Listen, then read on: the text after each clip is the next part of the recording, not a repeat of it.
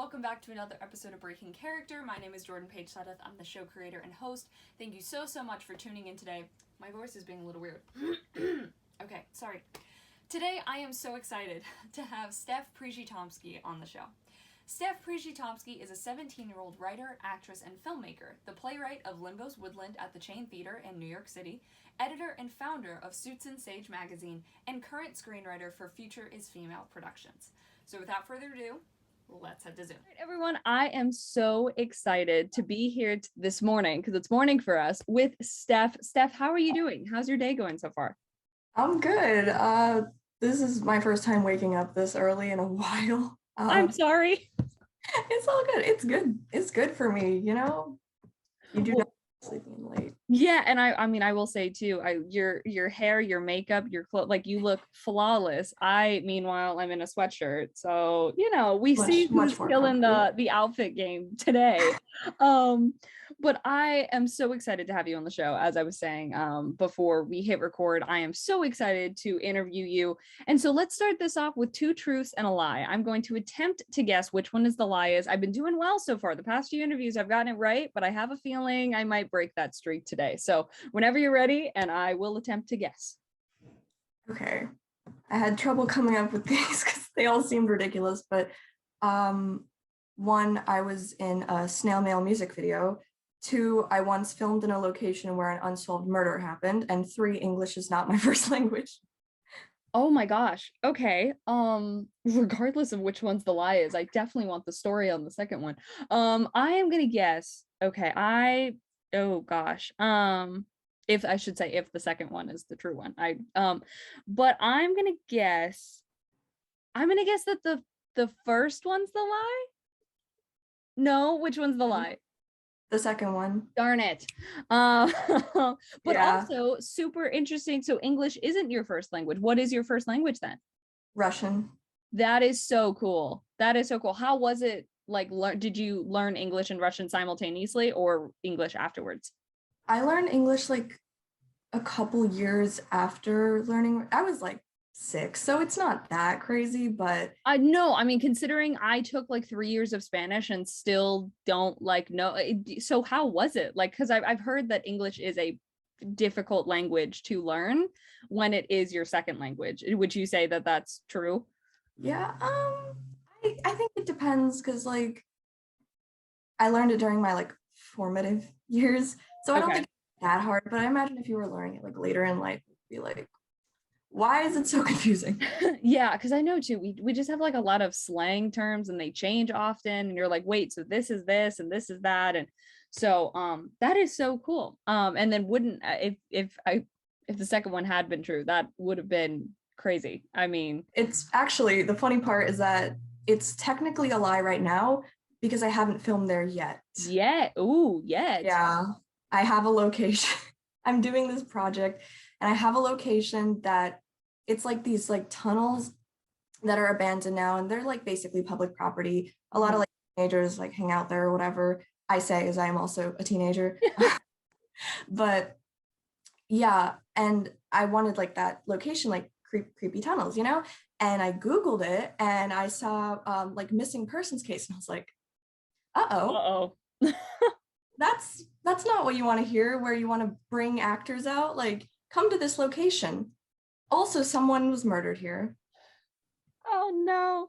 I mean, with a location like that though, I hate to say you kind of expect it, but I don't think it's as surprising. I think it's different if you're like, oh, we're shooting in this house, and then, oh, by the way, you know, it's not like an abandoned house, it's just someone's house, and you're like, oh, yeah. Okay. Well, that sounds like it will be so much fun. And so in your bio, I love you talk about just so many awesome things that you do. So you talked a little bit about your play, Limbo's Woodland, and it sounds so intriguing. And I would love to know about the playwriting process of that. Yeah. So early this year, I wrote Limbo's Woodland. It's like the story of a cemetery that's stuck in time. It's like home to Robin, who's a ghost hunter from 1984, and then Kaya, who's a runaway from 1954. And they like cross paths trying to find their way out, both not knowing that they're already dead. And that's a spoiler, but whatever. The graves are part of the set from the start. The entire to pay attention. if you didn't catch it. But yeah, there's like other characters too and stuff. Like there's like a group of friends who are like trying to, these are the teenagers who hang around at night, trying to like get a thrill or whatever. And they accidentally wander into like what is basically a trap. And then there's like the one friend who gets separated.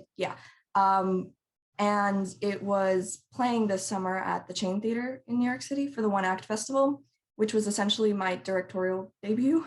I'd like written and put on plays at like community theaters back in like elementary and middle school, but like this is a bit different, you know? That's amazing. That is incredible. Oh my gosh. And that sounds, I want to see that. I want to read the script. That sounds so awesome. So that is amazing. And I have never written a play. There was at one point when I was like, I want to write a play. And then that's one of the few projects I never completed because I realized I didn't actually have a story. So I was like, okay, we'll put that on hold. But that is incredible. Oh my gosh. How was it? Like, how was that experience? Like it playing in New York? Like, oh my gosh. Oh my God. It was really crazy because also at the time, and still now, I don't know why I'm saying at the time so long ago. No, still now, I do not live in Manhattan. And that's a bit of a problem when you have like 7 a.m. rehearsals. So I was taking like the 5 a.m. bus. So that's probably the hardest part. Like you would not expect it to be the hardest part, but the hardest part was getting there because I'm just not the travel. Yeah. Oh my gosh. Yeah, that is incredible. Oh my gosh. And then you also have a magazine. What? Like that is so cool. So what is your magazine focused on and what made you want to start a magazine? It's essentially my little passion project because I'm running it all the way from like the big office CEO, but I'm also the unpaid intern. And like, it's something where I could have really no pressure to stick to a certain theme or anything. And because I know like a lot of magazines that I see and read, I don't want to say they're outdated, but I think the format of like the early 2000s fashion magazine is like, it's starting to get a little bit repetitive. And I just, I've always wanted to try journalism and I wanted to do it in a space where I could just really stick to whatever I want. Like I've done like an entire issue that was like just photography and then another one that was like about like current events, like when my school's mascot got changed and it was like for a reason because the first mascot was like really offensive and I like covered that story because I think that's really important. And then I do like pop culture sometimes, like I've covered like the fashion of the Queen's Gambit and like Euphoria, which I said a lot of bad things about even though I like the show a lot. Playing for the other team, but and then I think probably my favorite article that I've ever done was basically where these like strange like black and white images of this like random unknown girl were like popping up all over Philly. It's like my hometown. And I did like a million reverse image searches. I went on like a missing persons like database and stuff. And I eventually tracked down the people who were behind it and found out that like these images had been plastered on street signs and buildings and like all over the country and allegedly all over the world. And I think it was just, I could not believe how far that wormhole went. Wow. So I love that. That sounds so cool. As you said, not to have those constraints. There's no constraints over, well, it needs to look like this. It needs to be about this. It needs to, that sounds so cool. Like having the freedom to do whatever you want to do for those articles. That is so cool. Oh my gosh. I'm just like mind blown. Like this is all just so cool. And then here's my wild card question. Has nothing to do with anything. What is your favorite way to unwind or relax? I like to read a lot, which I don't do as much as I should, but I think everybody should read, even if you hate reading, force yourself to, or like listen to an audiobook. I think like getting ideas from other places, just like getting this collage of all the different cool ideas that you're exposed to is how you start writing, is how you basically have ideas of how to live your life. Maybe you see something cool in a book and you're like, now I want to climb a tree and possibly break my arm. Who knows? Yes. Exactly. I am a huge reader as well. In fact, as I mentioned before, I'm flying to Texas later on to spend the holidays with my parents, and I was looking at my bookshelves and I was going, okay, I can't bring too many with me.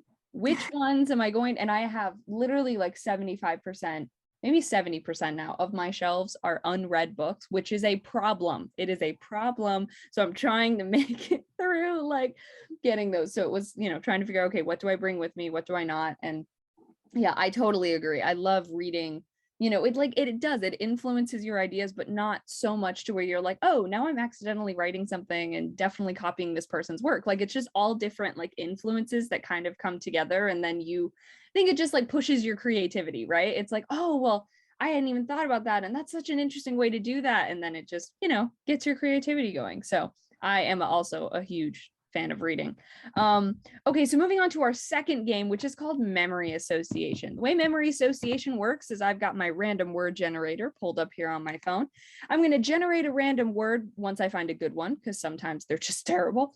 And when we hear the word, we're going to share our first memory that comes to our head when we hear that word that we're willing to share. Don't have to share anything that, we don't want to. But it looks like our word is going to be interesting because our word is swear. Well, that one's kind of easy. The first movie I was ever in is called The Swear Jar. Oh, So I was like, oh my God, I have a memory right off the top of my head. Think of something like really stupid. But yeah, that's the first memory that comes to mind, filming that, because that was a fun day. And I met one of my best friends there. that's so cool. What genre was the film? It, it was like, God, it's a weird film. It's a great film, but it's a weird film. But it's kind of like, oh, it's gonna sound really pretentious if I say like allegorical, but No, you're good. kind of like that. Maybe a bit of horror. Okay. Covered in blood, but fake blood. Fake blood. I was covered in blood by the end of it, so. That always makes for an interesting day on set. You get to walk off and you go, yep, today I was covered in fake blood. Just that's all you need to say to be like, yep, okay, that was a fun day. My memory with swear was I remember remember in elementary school with my best friend, with one of my good friends, Caitlin, and we were sitting at lunch and somehow we got talking about like swearing, because in elementary school, right, it's like, oh my gosh, like, we both were raised in the way that it was like those were, not allowed, whatever. Not that my parents were like super strict, but obviously, they weren't like set around the house the whole time. We knew that they were swear words. And I turned to my friend Caitlin and I was like, Caitlin, oh my gosh, I just like, what if I think one of the words? Like, I just thought one of the words, like, what do I do now? And she was like, you should probably pray. And I was like, okay. And just like, I remember thinking back, it's one of my very like few memories from elementary school, but I remember being just so panicked about like, did I do something wrong by like thinking the word? So needless to say, of course, thinking the word, and I'm now a firm believer of like words. I mean, of course, there's a time and place, for swear words, but like we made them up. Like we made up that these words are bad and these were, because every one of those words has a word that means the same thing, but is more of like a slang term or it means something, And so I'm like, it always fascinates me to think back and be like, okay, who was it that decided that those specific words were the ones that are like the worst, So anyway, that was my memory. But yeah. It's like, oh my gosh, it was definitely very funny. The funniest thing is that we were so serious about it. Like I was truly just like torn up inside. I was like, did I do something wrong? Which, so what was I don't know, 10-year-old me, it was okay, it's all good. So you also mentioned being a screenwriter for Future is Female production. So what is that like, and what screenplay genres do you typically like to write? Yeah, fifth is I'm gonna call it fifth because future is female is like a mouthful. Every time you don't want to be like future is female product. No, fifth is yeah. So it's honestly, it's like the first time I really felt like a sense of community in the film world, because before that I was trying to be a novelist, which did not work out great. So Novels are so different. Like yep, they're very different than screenwriting. yeah, they're hard. Dang. Like authors, I commend you because I can't do it. So yeah, I was a part of the original fifth team when it was founded in like September last year. And like since then our team has just grown so much. And I really like the message that we stand for, really just existing, never mind the actual movies being great. Cause like I'm biased, but they're great. I can confirm they're great.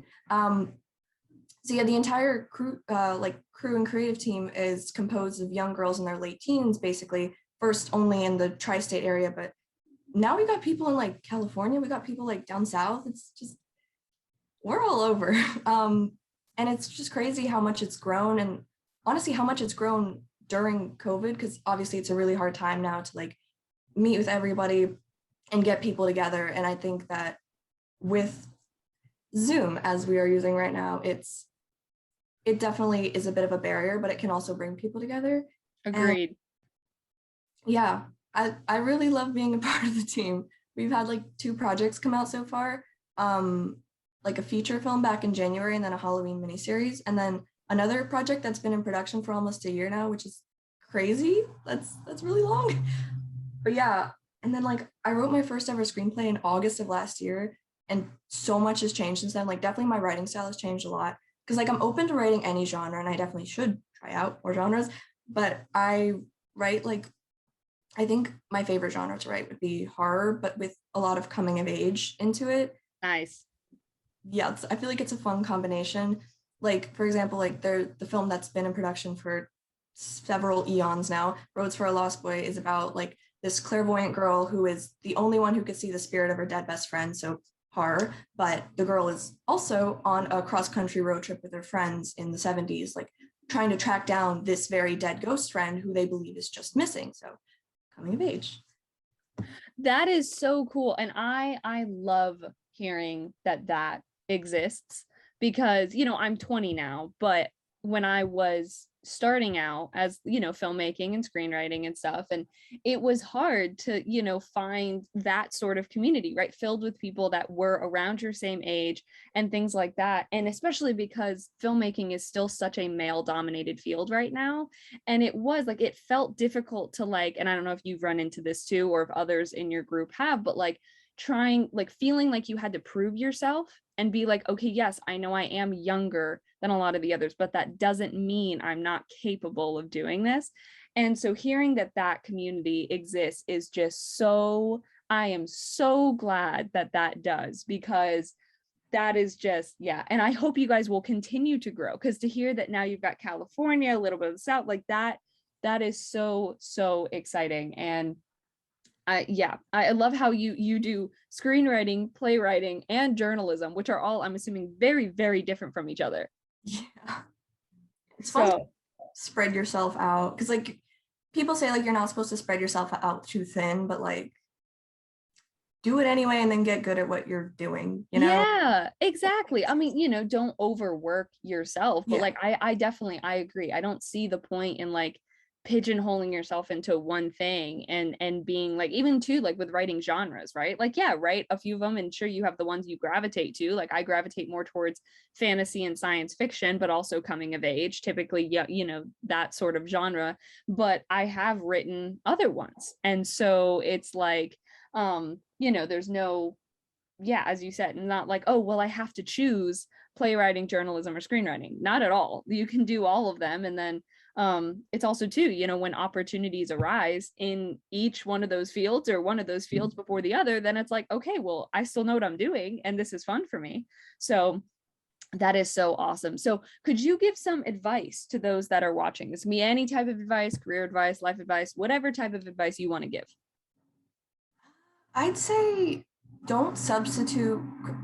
The loudest car just passed by. I'm so sorry. Completely threw me off. I hope it's gone now. I live right next to a busy street. I'm sorry. That might be annoying later, but You're good.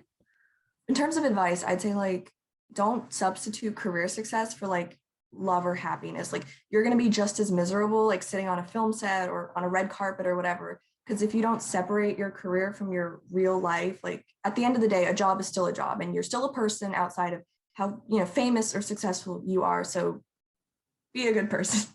Work on yourself, drink lots of water, whatever. Do your positive daily affirmations.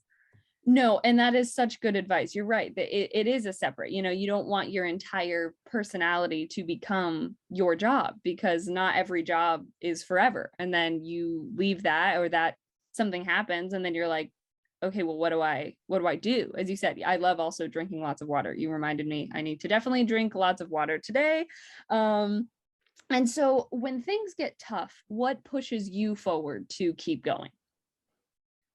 Really bad YA fantasy novels, because like there's nothing quite like it to boost your ego. I know it sounds weird, but No, but you're absolutely correct. Mhm. You are It is absolutely just correct. easy entertainment. It feels like you're accomplishing something by reading it all the way through, even if you're not.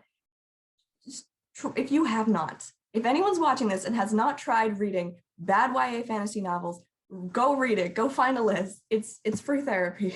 Yes, I just finished reading. I ended up reading, it was a book and a sequel. So it was a 2-book series, and I read both of them only because I liked one of the characters just enough for me to like keep reading it. But I turned to my housemates and I was like, when they talk about like, why people don't like YA, because they're like, I was like, this is exactly why. Like, this is the reason why some people, like, this is the thing that some people think is only YA. And I was like, this is not what it is. But I was sitting there, and you're right. It's like, it's terrible to say, like, you feel like, oh, well, maybe I can write, maybe, at least you're like, okay, well, I would have made a different decision that I think may have gone better. And it's terrible to say that, but also not really, because you're not like, oh, I could have done that so much better. But it does, as you said, you kind of read it and you're like, well, mine is definitely not worse than that.